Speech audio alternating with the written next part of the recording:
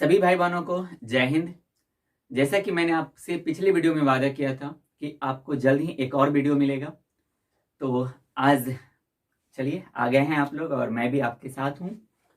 तो मैं आज के वीडियो में दो टॉपिक पे चर्चा करूंगा, एग्जाम सेंटर और एग्जाम हॉल।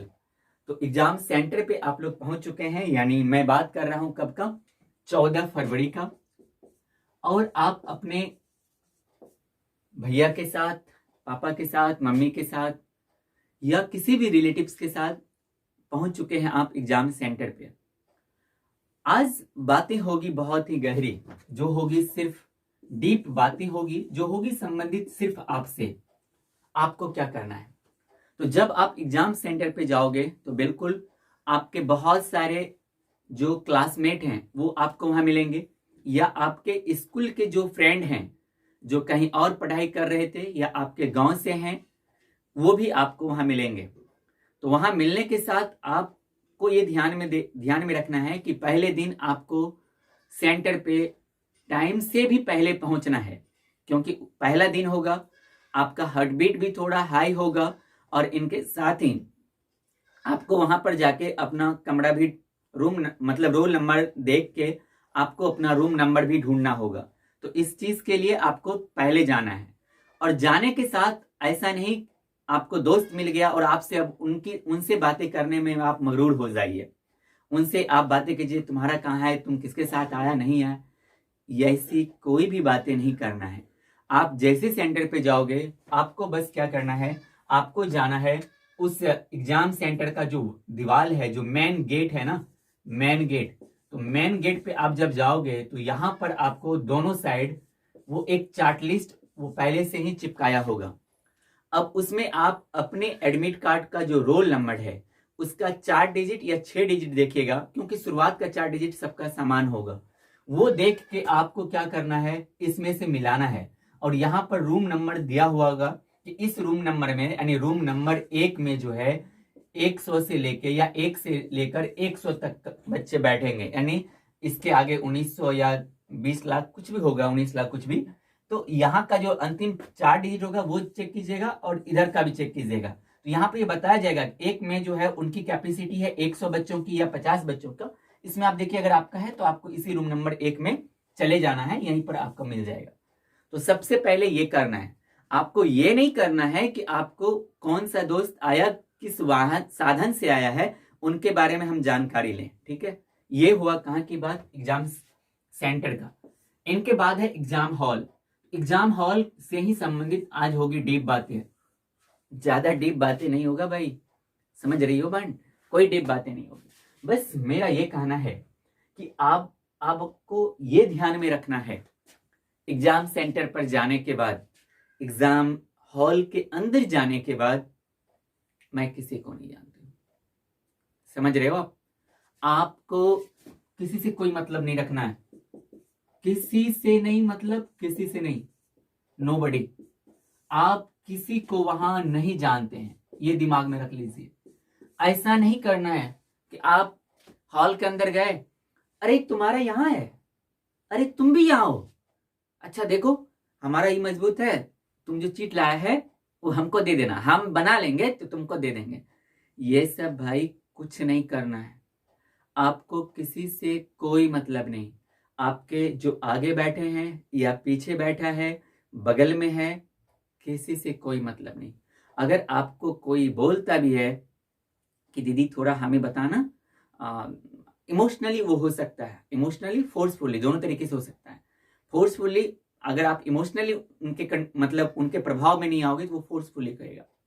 इमोशनली भैया बता देना, दीदी हमको बता देना, थोड़ा हम नहीं पढ़ पाए हैं, तबीयत खराब थी, हो कुछ नहीं भाई, तुम्हारी लाइफ है, ये दिमाग में रख ले भाई या बहन, ये जीवन तुम्हारा है।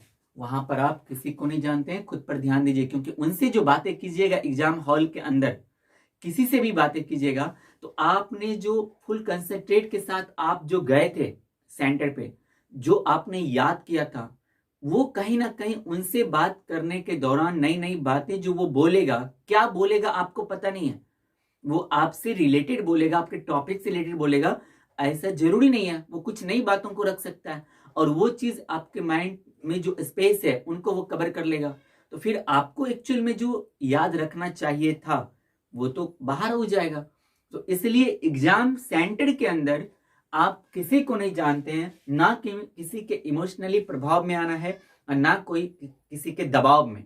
अगर कोई दबाव भी देगा तो कोई दिक्कत नहीं है, तुमको जो करना क्लास के अंदर तो कोई कुछ नहीं कर सकता ना, वो बाहर करेगा। तो बाहर में आपके भी फैमिली वाले हैं, आप उनको इन्फॉर्म कर दीजिएगा पापा भैया ऐसे ऐसे बात है, हमको ये परेशान करती है। या उनसे अच्छी बात है कि आपका जो शिक्षक है आपके रूम का होगा, आप उसे जानकारी दे दीजिएगा कि सर ऐसे ऐसे मेरे साथ हरासमेंट किया जा रहा है, ये मुझे बार बार सर टॉर्चर कर रही है या फिर कर रहा है, ठीक है। इनके बाद आपको अंतिम बातें जो है सेंटर के अंदर ध्यान देना है, वो है कि आपको वो चीट जो होता है ना, जुगाड़, उनसे बचना है। आप चीट करोगे तभी पकड़े जाओगे ये जरूरी नहीं है।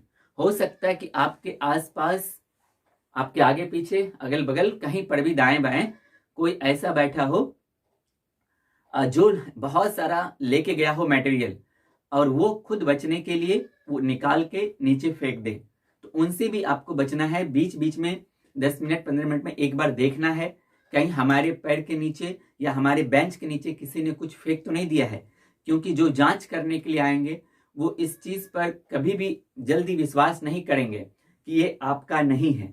इसीलिए आपको इसका भी ध्यान रखना है, बाकी और कुछ भी नहीं।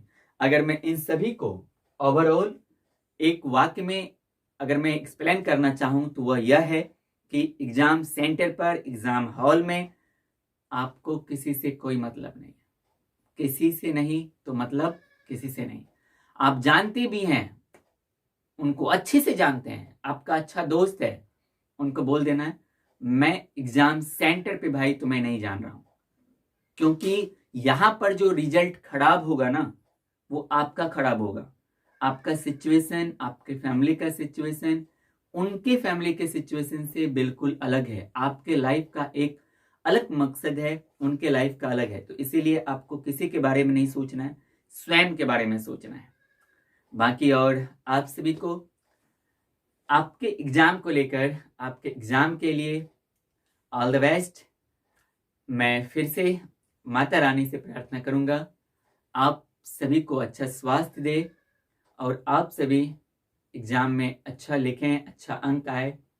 मैं ऐसी माता रानी से प्रार्थना करूंगा। और आपने पढ़ा है तो बिल्कुल आपको अंक अच्छे मिलेंगे, तो इनके लिए जरूरी है स्वस्थ रहना, तो मैं माता रानी से प्रार्थना कर दूंगा, ठीक है। तो बिंदास रहिए, और कुछ और डाउट हो तो आप पूछ लीजिएगा, बाकी मैं बिल्कुल प्रयास करूंगा कि उन पर भी चर्चा किया जाए। तो बस इस अंत में फिर से कहता हूं कि इस चीज का ध्यान रखना है कि सेंटर पे आप किसी को नहीं जानते हैं और ना ही किसी को जानने का प्रयास करना है, ठीक है। तो फिर मिलते हैं हम अगले वीडियो में, आप लोगों से फिर से मुलाकात होती रहेगी। जय हिंद, जय भारत।